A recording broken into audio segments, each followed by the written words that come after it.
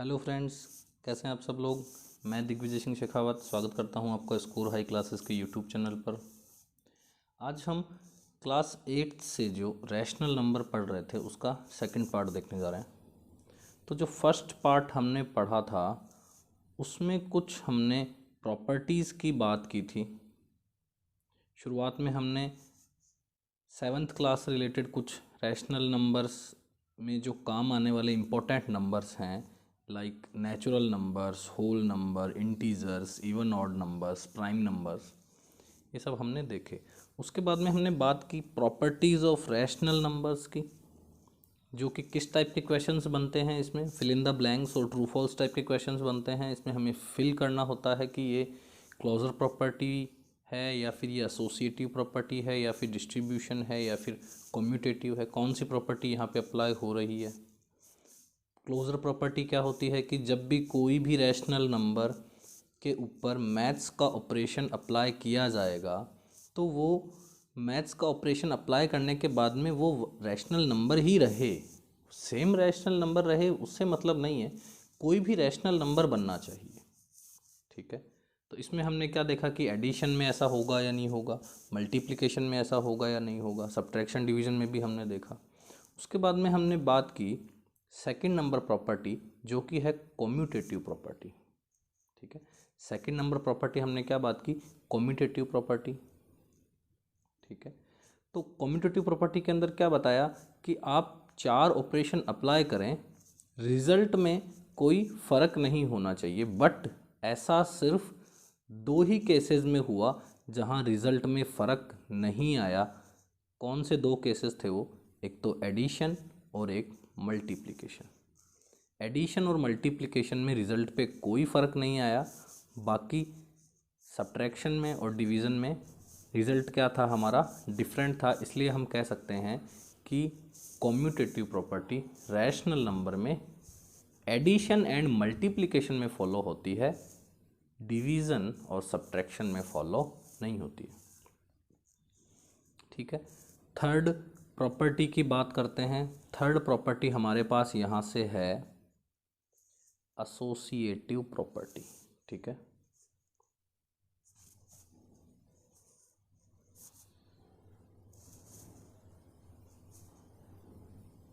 Associative property, ये property क्या कहती है, ये भी कुछ अलग चीज़ बताएगी जैसा कम्यूटेटिव और क्लोजर ने बताया था।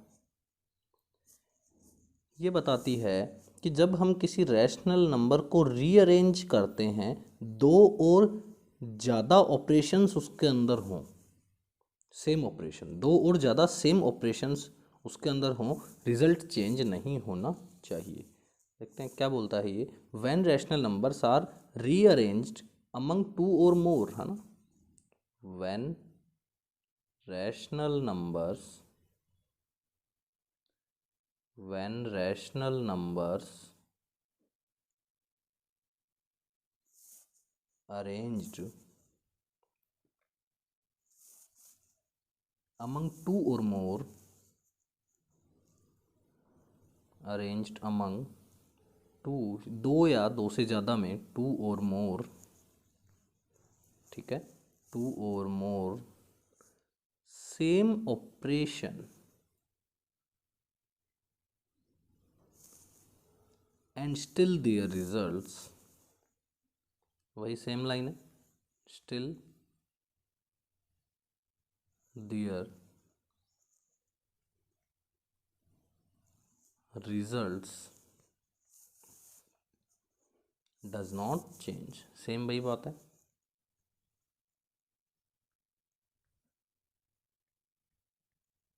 देखते हैं कि एक ही ऑपरेशन फॉलो होना चाहिए, दूसरा ऑपरेशन फॉलो नहीं होना चाहिए। ठीक है, तो सबसे पहले हम मैथ्स का एक ऑपरेशन फॉलो करवा के देखते हैं, वो कौन सा ऑपरेशन होना चाहिए। आप सबको पता होगा कौन सा ऑपरेशन होगा, वो एडिशन। ठीक है, एसोसिएटिव प्रॉपर्टी देख रहे हैं, उसमें एडिशन एक मैथ्स का ऑपरेशन है, वो फॉलो करवाते हैं।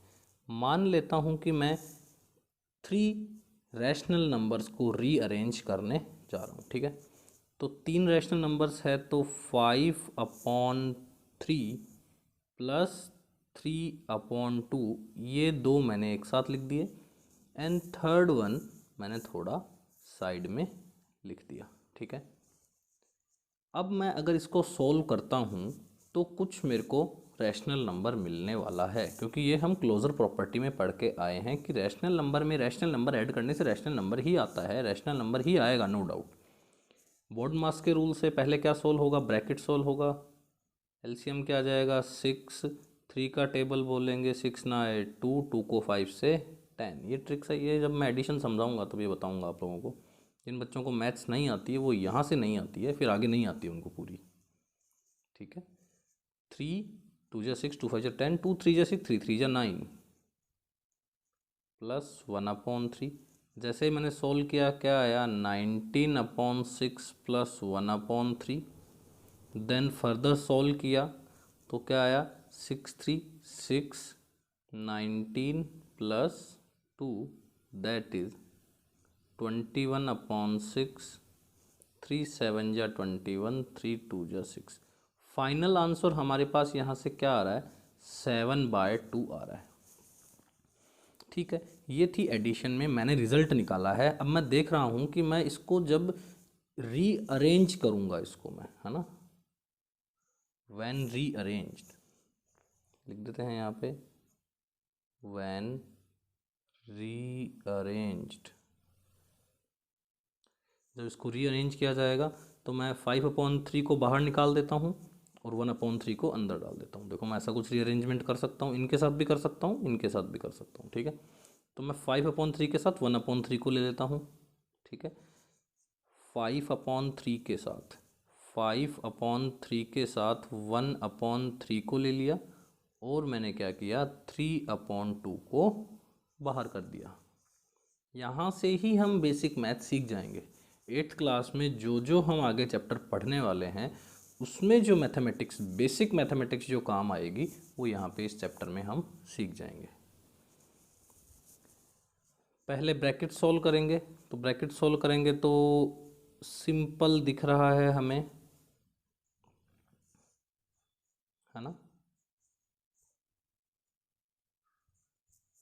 +3/2, तो ये 6/3 प्लस 3/2, 6/3 क्या आ जाएगा 2, और 3/2 प्लस 2 क्या हो जाएगा यहाँ से 2 प्लस 3/2।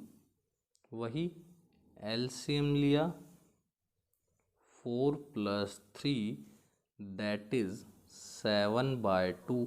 सेम आंसर आ गया। इसका मतलब ये हुआ कि ये जो एसोसिएटिव प्रॉपर्टी है ये फॉलो होगी, किस में, एडिशन में फॉलो होगी। देखते हैं कि सब्ट्रैक्शन में फॉलो होती है या नहीं होती है। सब्ट्रैक्शन में अगर मैं इनको रीअरेंज कर दूं तो क्या आंसर पे फ़र्क पड़ेगा या नहीं पड़ेगा। वैसे नो डाउट सबको पता है कि कॉम्यूटेटिव प्रॉपर्टी में हमने देखा है कि हाँ फ़र्क पड़ता है, सब्ट्रैक्शन में डिवीज़न में फ़र्क पड़ता है, मल्टीप्लिकेशन में और एडिशन में कोई फ़र्क नहीं पड़ता। आप चीज़ों को आगे पीछे करके भी लिख सकते हो, शिफ्ट करके भी लिख सकते हो, बट यहाँ पे सब्ट्रैक्शन में शिफ्टिंग में फ़र्क पड़ेगा। देखते हैं क्या फ़र्क पड़ता है। ठीक है, वही नंबर ले लेता हूँ, है ना, 5/3 मैं लिख देता हूँ, पहले ये सब्ट्रैक्शन कर रहे हैं हम।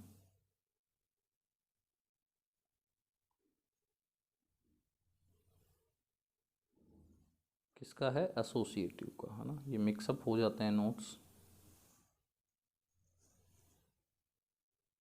एसोसिएटिव का सब्ट्रैक्शन देखते हैं, तो एसोसिएटिव के सब्ट्रैक्शन में वही 3/2 प्लस, सॉरी माइनस करते हैं सब्ट्रैक्शन में, -5/3 -1/3। बोला है कि एक ही ऑपरेशन फॉलो होना चाहिए। एसोसिएटिव प्रॉपर्टी वही है जहाँ पे केवल एक ही ऑपरेशन फॉलो हो।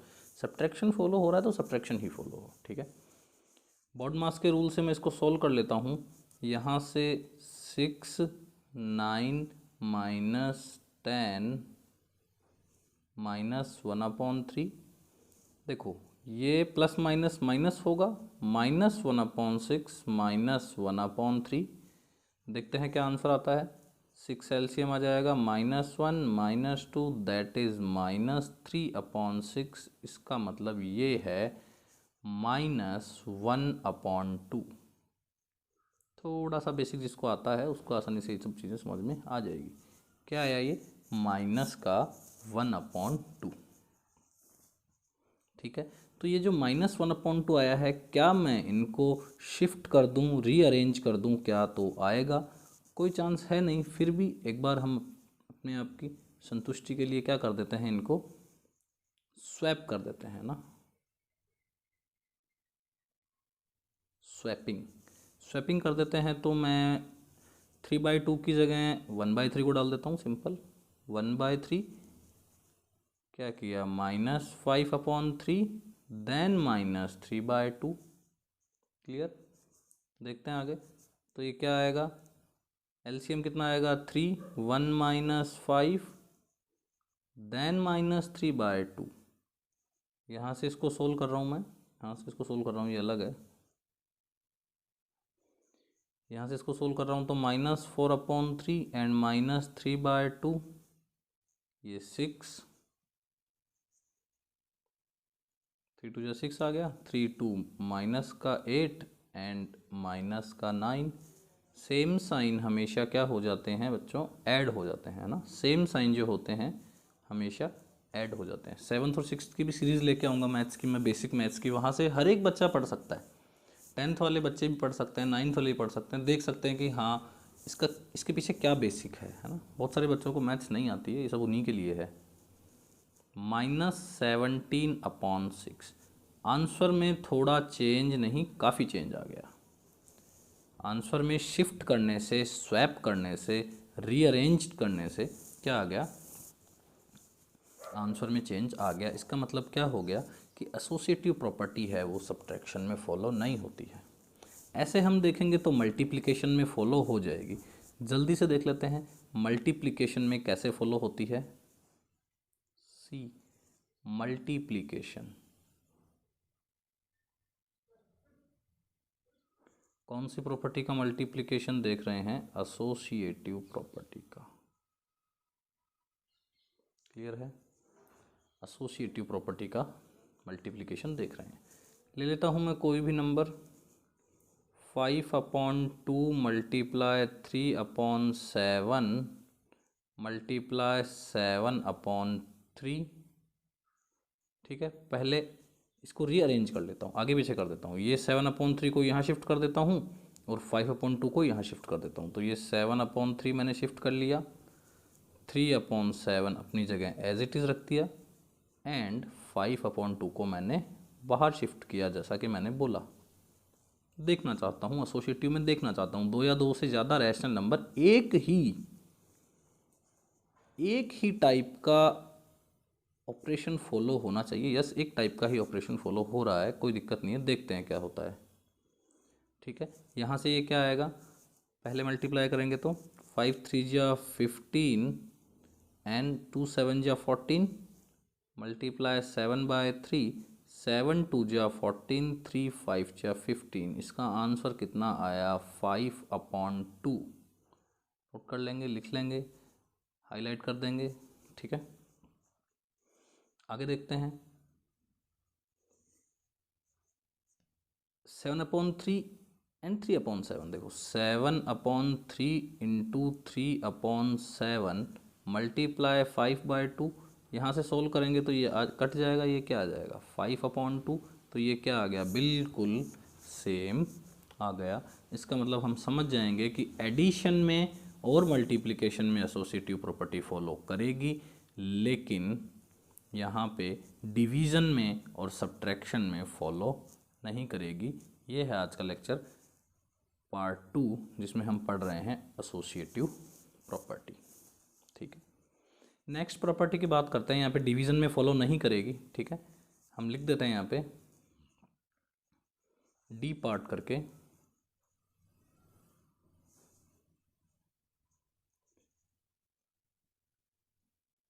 डिवीज़न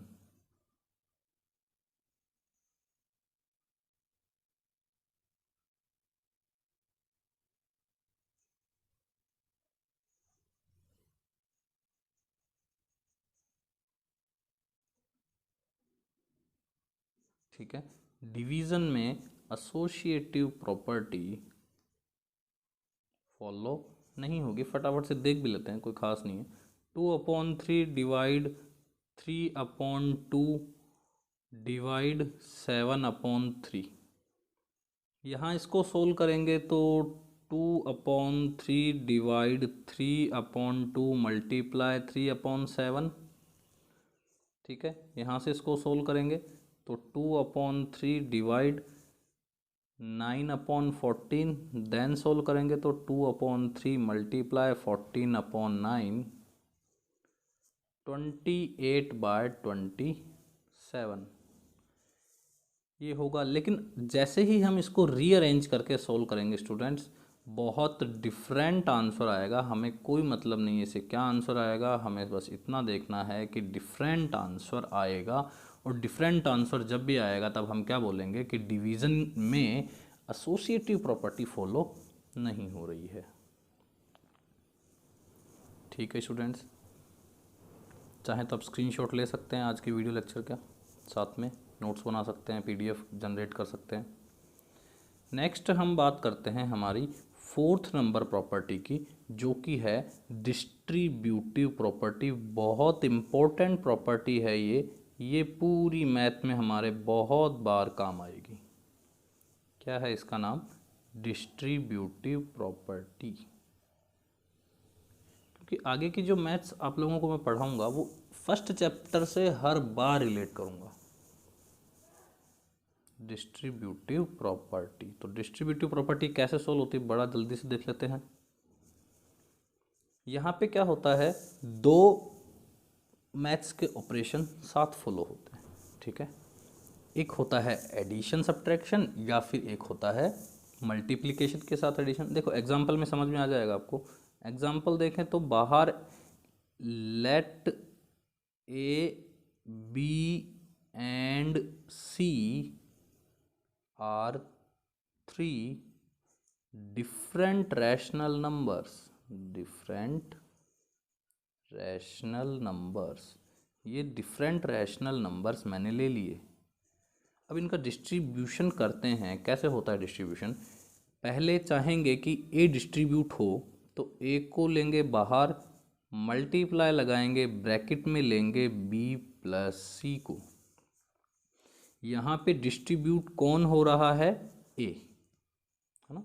डिस्ट्रीब्यूशन किसका है? ए का। तो यहाँ लिख देंगे हम डिस्ट्रीब्यूशन ऑफ ए। मतलब ये एक केस बन सकता है कि ए डिस्ट्रीब्यूट हो। ठीक है, एक केस और बन सकता है कि बी डिस्ट्रीब्यूट हो रहा हो, और ज़रूरी नहीं है कि अंदर प्लस ही हो, अंदर क्या हो? माइनस भी हो। और ये ज़रूरी नहीं है कि ए में से सी माइनस हो रहा हो, ये भी हो सकता है कि वो सी में से ए माइनस हो। वो क्वेश्चन पे डिपेंड करेगा, जैसा क्वेश्चन हमें मिलेगा हम उसके अकॉर्डिंग उसको सॉल्व कर लेंगे। ठीक है, एक एग्जांपल लेते हैं डिस्ट्रीब्यूटिव प्रॉपर्टी का, हमें समझ में आ जाएगा अच्छे से।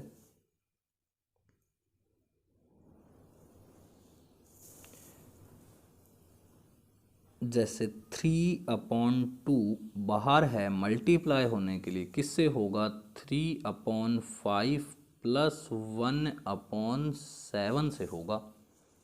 ठीक है, तो 3/2 डिस्ट्रीब्यूट होगा। ये 7th क्लास से जो बच्चे पढ़ के आ रहे हैं, जिनका बेसिक कमज़ोर है, जो सीखना चाहते हैं, वो यहाँ से अच्छे से बहुत आसान तरीके से मैथ सीख सकते हैं। 3/2 को किससे मल्टीप्लाई करना है? 3/5 से। ये 3/2 जो बाहर बैठा है ये दोनों से मल्टीप्लाई होगा। ठीक है, तो 3/2 पहले मल्टीप्लाई होगा 3/5 से। 3/2 को मैं वापस से हाईलाइट कर देता हूँ क्योंकि 3/2 डिस्ट्रीब्यूट हुआ है। ब्रैकेट लगा देता हूँ, प्लस वाला साइन लगा देता हूँ, और आगे देखता हूँ कि 3/2 किससे मल्टीप्लाई होगा? 1/7 से मल्टीप्लाई होगा। 3/2 को वापस से मैंने क्या कर दिया? हाईलाइट कर दिया।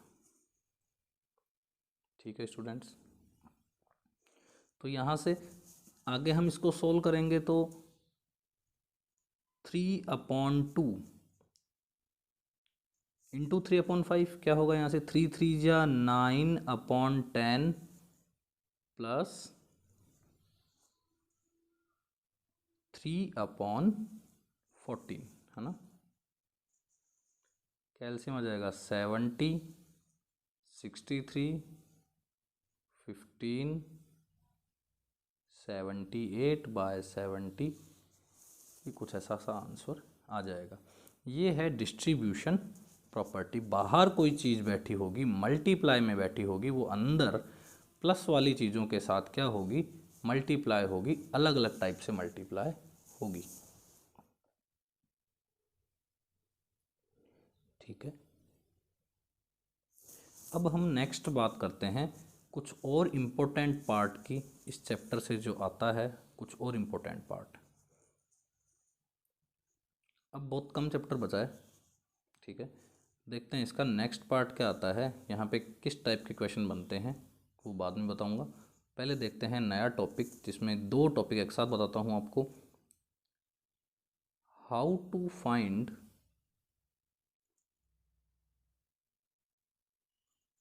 Additive inverse. 7th में पढ़ के आए अच्छे से, कोई दिक्कत नहीं है। जिन्होंने नहीं पढ़ा है वो यहाँ पढ़ लेंगे। Additive inverse and multiplicative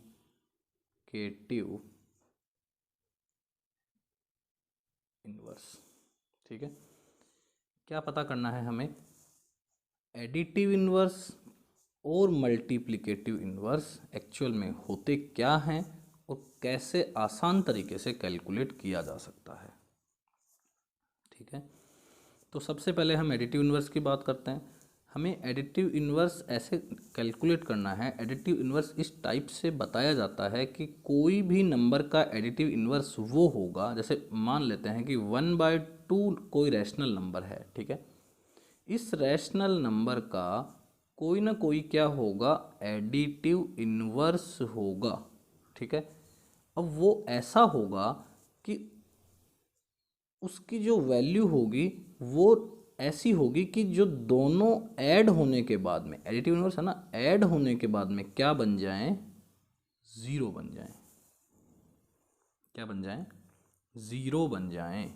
additive inverse किसी भी रैशनल नंबर का एडिटिव इनवर्स वो होगा जो उसमें ऐड होने के बाद वो क्या बन जाए, 0 बन जाए। आप लोग कहोगे कि देखो बड़ा सिंपल है ये तो, कि 1/2 में क्या ऐड हो, 1/2 में क्या ऐड हो कि 0 बन जाए।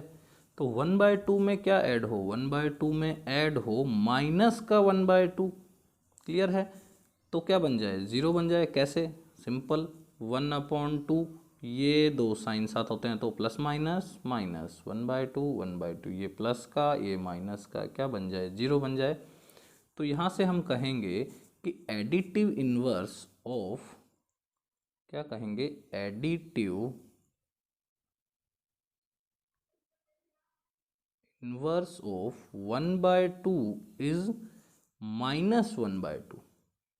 क्लियर है, जस्ट हमें क्या करना है, साइन चेंज करना है। क्या चेंज करना है सर, सिर्फ साइन चेंज करना है। ट्रिक क्या होगी यहाँ से, we have to change only sign. सिर्फ हमें क्या करना है, एडिटिव इनवर्स निकालने के लिए हमें सिर्फ क्या करना है, साइन चेंज करना है। ठीक है, ये एडिटिव इनवर्स होगा। क्वेश्चंस करवाऊंगा, थर्ड पार्ट जो आएगा उसमें सभी टाइप के क्वेश्चंस आ जाएंगे। जितने भी टाइप के रैशनल नंबर से क्वेश्चन, टाइप्स ऑफ क्वेश्चंस बनते हैं। बहुत सारे क्वेश्चंस करवाना पॉसिबल नहीं है, लेकिन कुछ ऐसे क्वेश्चंस मैं करवा दूंगा जिससे आपकी कोई भी बुक होगी, कोई भी बोर्ड होगा, उसके सारे क्वेश्चंस आप अच्छे से कर सकते हो। अब बात करते हैं मल्टीप्लिकेटिव इनवर्स की। तो मल्टीप्लिकेटिव इनवर्स भी कुछ इस टाइप से ही है, लेकिन वो 0 नहीं बनाता है। जैसे एडिटिव इनवर्स क्या बना रहा था, 0 बना रहा था, वैसे मल्टीप्लिकेटिव इनवर्स 0 नहीं बनाता है। क्या बनाता है, 1 बनाता है। मतलब कोई भी रैशनल नंबर होगा, जैसे मान लेते हैं कि 3/4 एक रैशनल नंबर है। अब इस 3/4 का मल्टीप्लिकेटिव इनवर्स वो नंबर होगा जो उससे मल्टीप्लाई होगा तो 1 आएगा। बड़ा आसान है तो। यहाँ पे ऐसा क्या आएगा जिससे वो आंसर क्या आ जाए, 1 आए। आंसर क्या आए 1। तो आंसर कैसे 1 आ सकता है, हम थोड़ा सोचें तो 3/4 किससे मल्टीप्लाई हो कि 1 आ जाए। देखो अगर 3/4 अपने ही रेसिप्रोकल से मल्टीप्लाई हो जाए तो क्या आ जाएगा, 1 आ जाएगा। देखो क्लियर है। तो हम क्या कह सकते हैं कि मल्टीप्लीकेटिव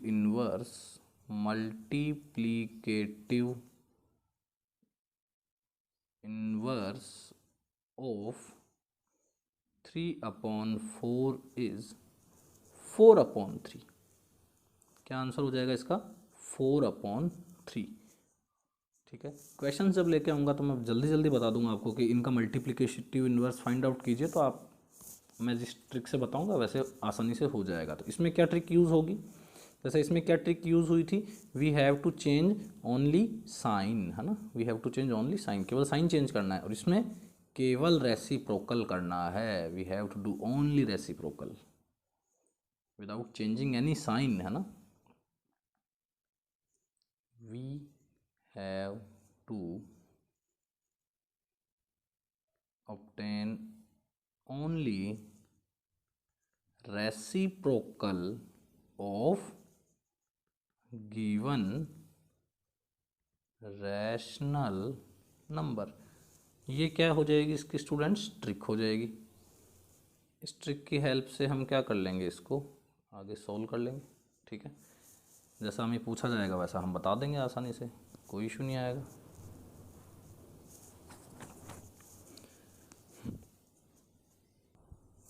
फर्दर स्टूडेंट्स बात करते हैं हम कंपैरिजन ऑफ रैशनल नंबर्स का।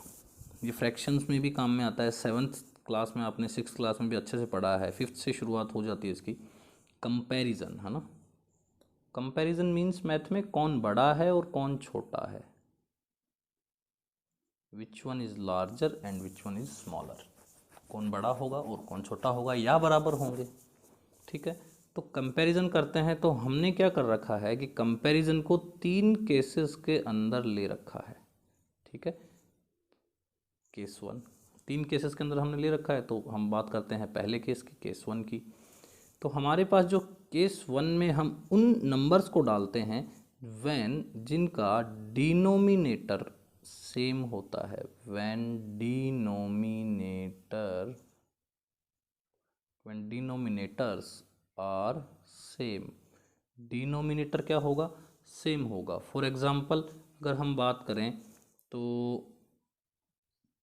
3/7 और 14/7, तो यहाँ से हम कहेंगे कि हाँ जैसा बताया वैसा है, क्या है कि डिनोमिनेटर क्या है, सेम है, और हमें बोला जा रहा है कि इनके बीच में हमने एक रेड लाइन दी है, इस पे कौन सा साइन आएगा, ये आएगा, ये आएगा या फिर ये आएगा, कौन सा साइन आएगा। ठीक है, तो यहाँ पे हम क्या करेंगे, जब हम फर्स्ट केस में देखेंगे कि डिनोमिनेटर सेम हो तो जो न्यूमरेटर बड़ा होगा वही नंबर भी क्या होगा स्टूडेंट्स, बड़ा होगा। ठीक है, तो यहाँ पे लिख देंगे हम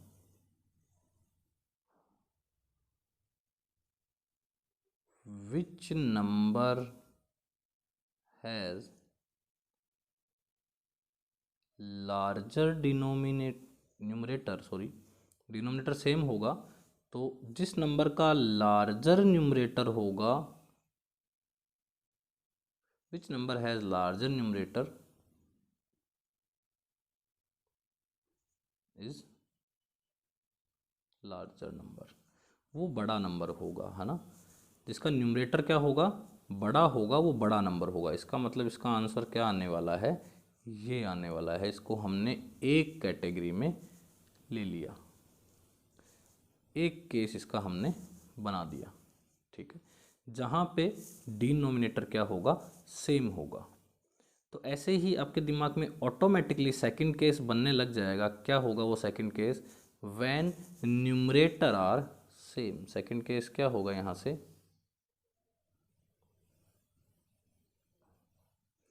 when numerator are same,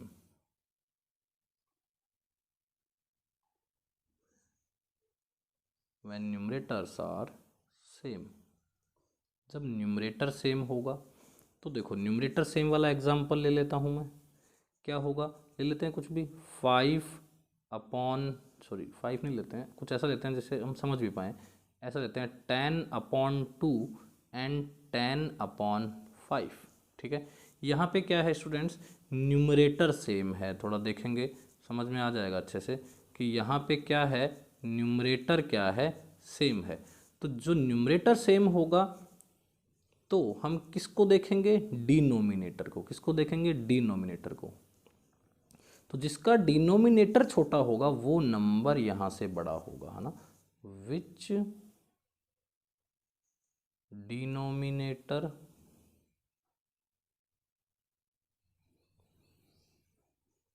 is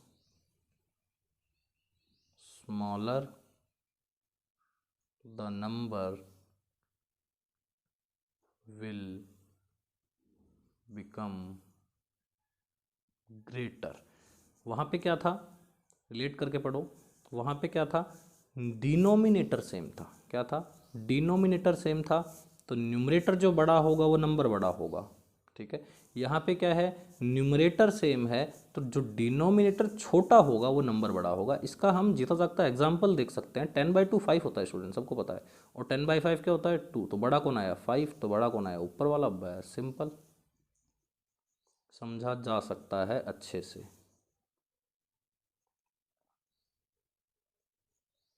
ये समझ सकते हैं यहाँ से। दो केसेस हमारे सामने है, 10/10 ऑरेंज हमने सेम कर दिया, इधर 7/7 ग्रीन हमने सेम कर दिया। यहाँ पे न्यूमरेटर सेम कर दिया, यहाँ पे डिनोमिनेटर सेम कर दिया। अब आपके दिमाग में आएगी कि सर एक तीसरा केस जिसमें कुछ भी सेम ना आए तो क्या हम सेम बनाने बैठें। नहीं, ज़रूरी नहीं है आप सेम बनाने बैठो, आप दूसरी ट्रिक से भी कर सकते हो। बात करते हैं हम केस 3 की।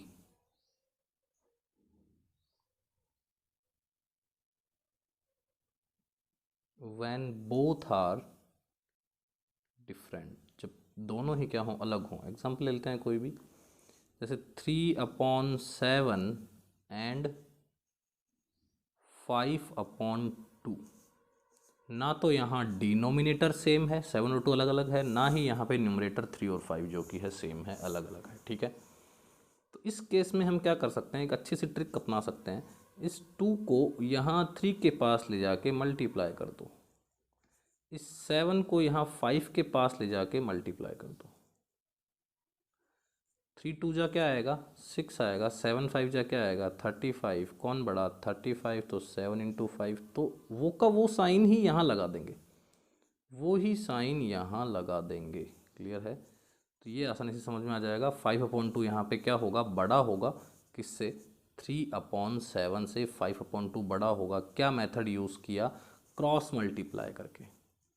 क्रॉस मल्टीप्लिकेशन यूज़ नहीं, ऐसा नहीं है कि ये क्रॉस मल्टीप्लिकेशन मेथड है, यहाँ पे क्रॉस मल्टीप्लाई करके हमने यूज़ कर लिया। क्रॉस मल्टीप्लिकेशन इक्वल टू के इक्वल में होता है, इक्वल टू में होता है, वहाँ यहाँ नहीं होता है। यहाँ हमने ट्रिक यूज़ की, 5/2 हमने देख के बता दिया। हम 3 केसेस यहाँ पे अच्छे से देख पा रहे हैं। ये पूरा वीडियो लेक्चर है आज का, यहाँ पे आप स्क्रीनशॉट ले सकते हो। देखो रैशनल नंबर पार्ट 2। अब जो रैशनल नंबर पार्ट 3 आएगा उसमें हम नंबर लाइन पे लेना सीखेंगे रैशनल नंबर्स को, और इसके साथ ही साथ जो वर्ड प्रॉब्लम्स जनरेट होती है एडिशन पे, सब्ट्रैक्शन, मल्टीप्लिकेशन, डिवीज़न, और जो डिस्ट्रीब्यूटिव प्रॉपर्टीज़ है वो कहाँ यूज़ होगी, कहाँ नहीं होगी, अलजेब्रा कैसे इसके अंदर ऐड ऑन होगा, हम सारी चीज़ें देखेंगे। अगर आप वीडियोस को देख पा रहे हैं, देख रहे हैं, कंटिन्यू लाइक कीजिए प्लीज़, शेयर कीजिए एंड सब्सक्राइब कीजिए। Thank you.